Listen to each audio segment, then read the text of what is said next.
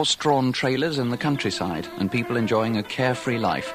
That's the romantic image of the Romanes.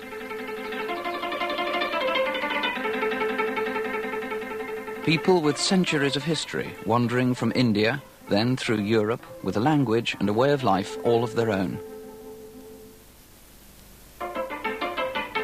The gypsy of today has exchanged his horse for a lorry and has to survive in a world unsuited to his way of life.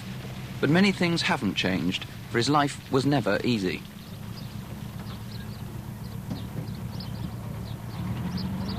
In the winter especially, life for the gypsy and his family is hard. It's a life which is simple, but where just providing the essential things takes up most of the time. It's a way of life which, for the children especially, may seem very different from yours, but it's the way of life followed by some 50,000 people. The travellers.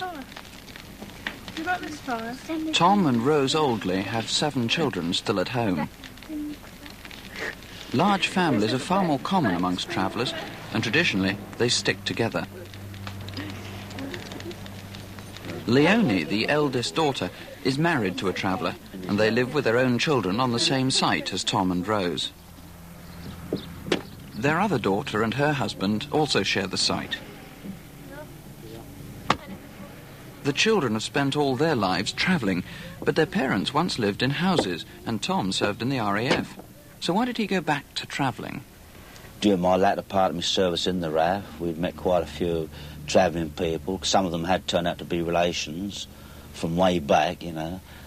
And, well, it boiled down to the fact we went away strawberry picking. We tried a bit of hop picking whilst we were in the house.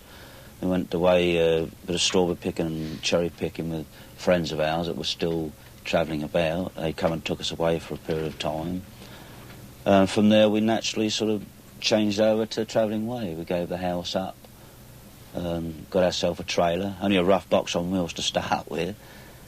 And then once we was in the swing of travelling life, different farm jobs and that, awkward at first to find your feet, but, well, we naturally took to it as the natural way. It's in your blood somewhere, I suppose, you know. Life inside the trailer is very different from in a house.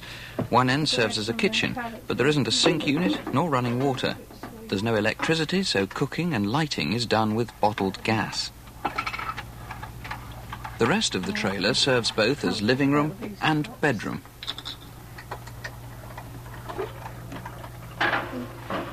The heating comes from a log fire, which is also used for boiling all the water.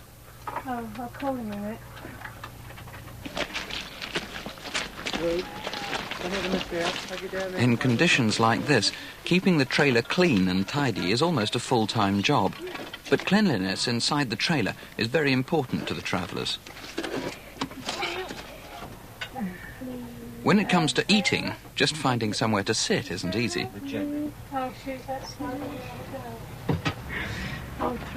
It's very cramped, and although some of the children sleep in other trailers, most of their time is spent here. And it's like this every day. They're not just putting up with it for a short holiday.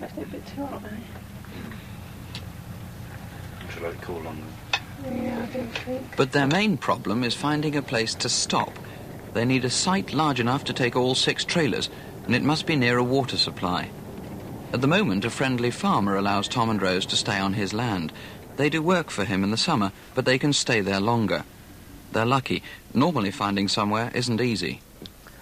Well, these days it's pretty hard, but if you've got a work routine laid out, I mean, for instance, the man we are now, we sort of come here for potato picking.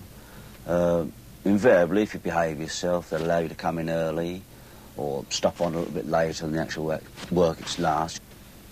There are places, but most of them have been used in the past by travellers, naturally enough, and quite a few of them have left them dirty, so you meet with, what should we say, a place that's unsuitable to stop because the law are pushing you on all the time. Obviously, in some cases, because you're a traffic hazard. Other places because of complaints by people.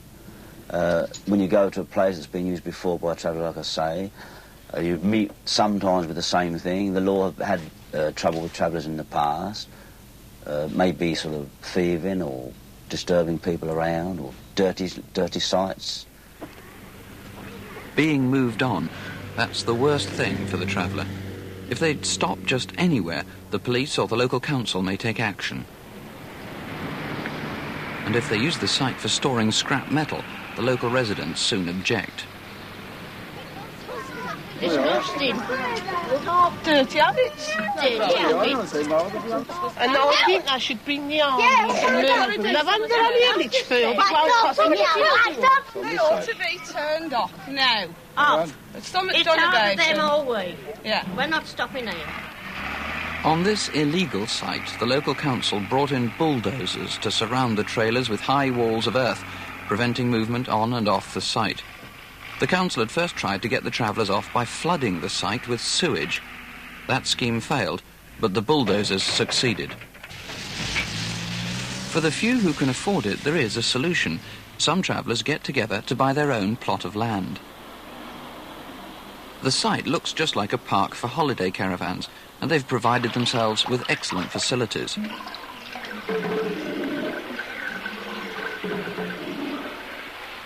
Only a few can afford to do this, and most travellers have to rely on official sites provided by the local council.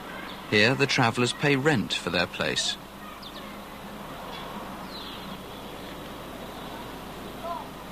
Most councils are required by law to provide sites, but many have failed to live up to their responsibilities. The problem they face is that the ratepayers, the local people, are often opposed to gypsy camps. Once travellers are on a site like this, they sometimes settle down and the children can attend school properly.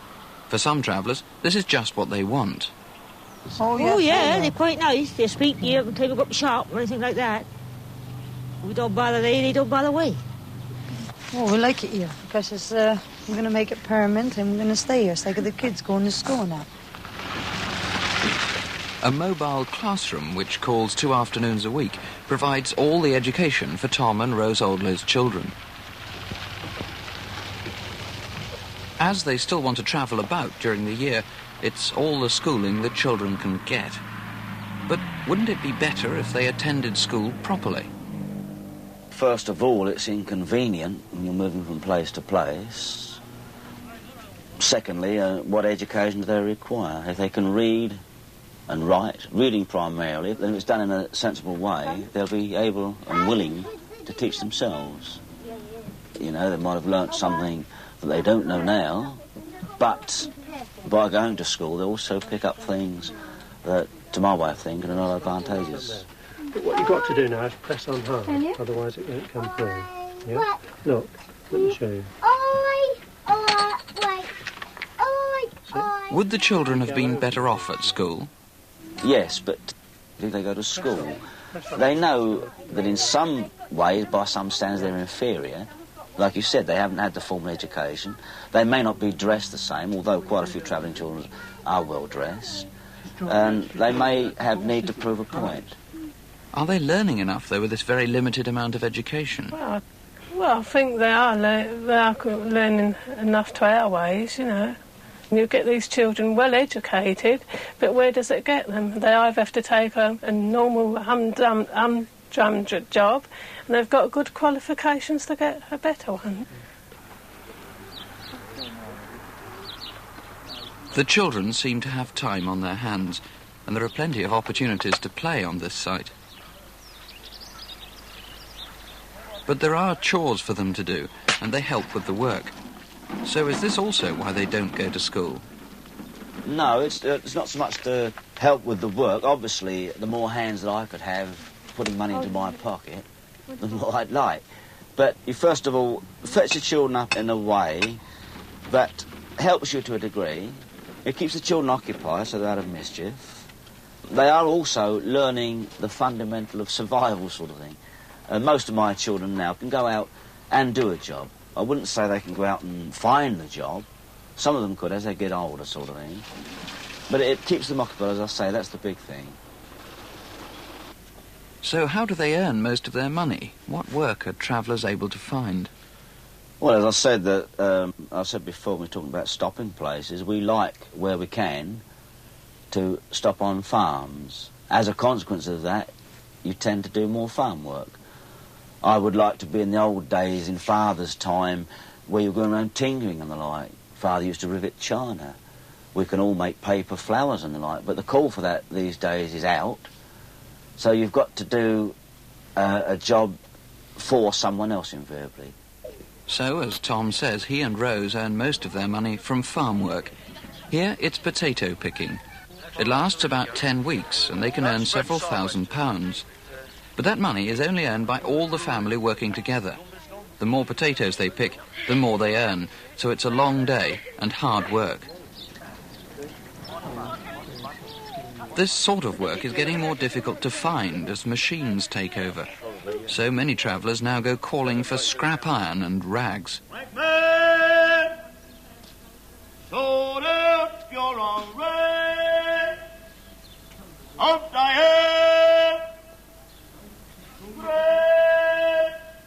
Right, dear, there's an old quilt I want to get rid of. Would you like to take that as well? Yeah, dear.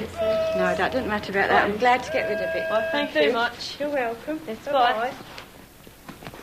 Quite enjoy it. I'd go every day if I could, you know, providing the weather was reasonable. You can't go in the pouring rain because people, well, in Catania, you'll get soaked anyway. But I do like going. You get the little children calling your names, but once you start talking to them, some of them all turn around friendly. They follow you for miles around the streets, and I have to tell them not to follow too far because they'll lose their way. Oh, good morning. Any old scrap or rags? No, don't give you this tank as more my life's worth. Oh, I see. Yeah, all right, I'm then. sorry about that, but Right, I'd like to give you. Yeah. But one little boy came up to me and he said, "Are you going to take me away in that sack?"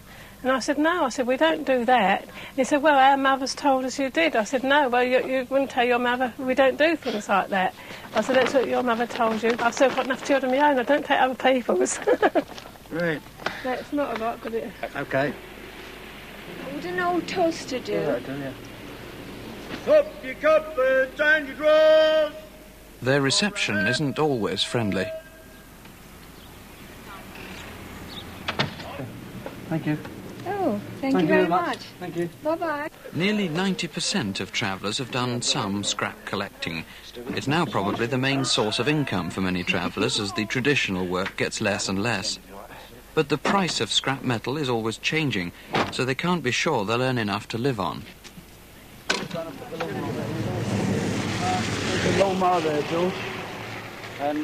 A major problem is finding somewhere to store the scrap. Tom knows how much local people object to untidy sites.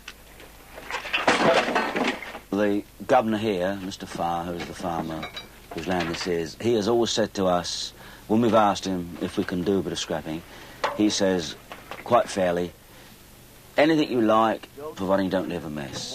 And once that's understood and we abide by that, then all okay. You know, and obviously, as we've got young children running around, you don't want too much rubbish lying around, like broken glass and the like, bits of tin. So you tend to stack things properly and clear them up as soon as you can. Yeah. But many sites are untidy. Oh, I agree. A lot of the rubbish is left by the travellers, I won't deny that. But also, a lot of the rubbish is dumped there by people from houses, or presumably from houses. They come in a car or van, whatever. You get the odd builder sort of thing. But mostly builder's rubbish is stuff that does suit the soil, and, you know, plaster and the like. You do get quite a few bits from calling. As I said, it's quite really good clothes. Well, I wouldn't throw away. They're too good to throw away. And we have gone to the odd jumble sale, which, well, our Australians do the same. So what's the wrong in getting a few clothes out, you know, when you're calling? Would Rose describe them as a poor family financially? Well, we are in a sense when, like, as I said, when there's no work and that. Sometimes when there is work, the money isn't there, not for our sort of family, because I've got 7 at home, you know, and we've got to think of the food before you think of anything else. But like potato picking, the farmer lets us take a few potatoes home, as long as we ain't taking lorry loads, you know, things like that. But otherwise, we're not well. A lot of travellers are classed as well off, you know, with the new Land Rovers and new trailers. Well, as you can see, we haven't got that, and there's quite a lot of us like that. Shopping is done in the nearby village. The family are now well known here and get on well with most of the local people. Hello, hello. 3 crusty bloomers, please. But even in this village, they've had their problems. We did get refused up the pub at the village here. We was told it's because some other travellers have caused bother up there. So they just turned around and said they wouldn't serve us. That old ring, isn't it? Wherever they go, travellers come up against discrimination. Some traders are prejudiced, others are frightened of upsetting their regular customers. Practically every pub in the Wisbech area has got a sign up. No van dwellers. In some cases, no troublesome van dwellers. I mean, it's like saying no troublesome people allowed in the pub. Well, I mean, that's an understood thing. So why put the notice there in the first place? Quite often you find that you move into an area and the local thieves, every community has got its thieves, and those boys, they go out and start thieving, thinking, I suppose, well, OK, them diddy cars or gypsies have moved in up the road, they're natural enough to get the blame. We have been turned over by the law in place. By that I mean you get the early hours of the morning. We were stopping on a farm in Wisbech, actually on the farmer's property. The law turned up at 4:30 in the morning, knocking everyone up.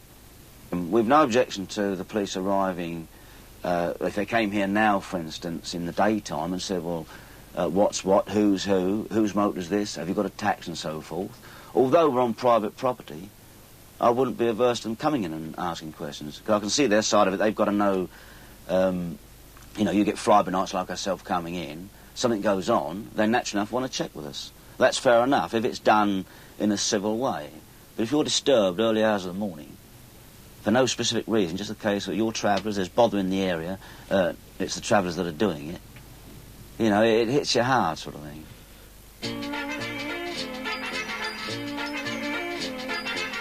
Despite all the problems, Tom and Rose like the travelling way. But it's getting harder to find places to stop and work to do. Travellers are being obliged to settle down. So will this way of life be able to survive? Will Rose's children carry it on? Will, yes. I think the majority of them will, as I can see it. Like they say, they like a nice place for the winter, you know, which you understand with the mud and that, and their clothes all getting messed up and things like that. It's one of those things. I think they're traveller. With all the difficulties, does Tom really enjoy the life? Yes, I do. I do enjoy the life. No doubt there's things that I would like. I would like a port of call. My ambition, if I had one as such, would be to have plots of land throughout the country of my own where I and my family could stop on. But to do that, I'd have to accept the other things that go with it. So is their way of life worth it all? Well, it is hard, yes, it is really hard, as I said, at times. But then at times it's, well, all nice, isn't it? I have lived in houses and I've lived in flats, we've been all over the place. But I wouldn't go back in house, not me. You know, I'd stay in my trailer, even, shouldn't say that, but if anything ever happened to Tom, I'd still stay in my trailer. Well, say for the next 20, 40 years, whatever I've got in me left, I don't know. But to think I'd have to stay in the house, I just couldn't do it.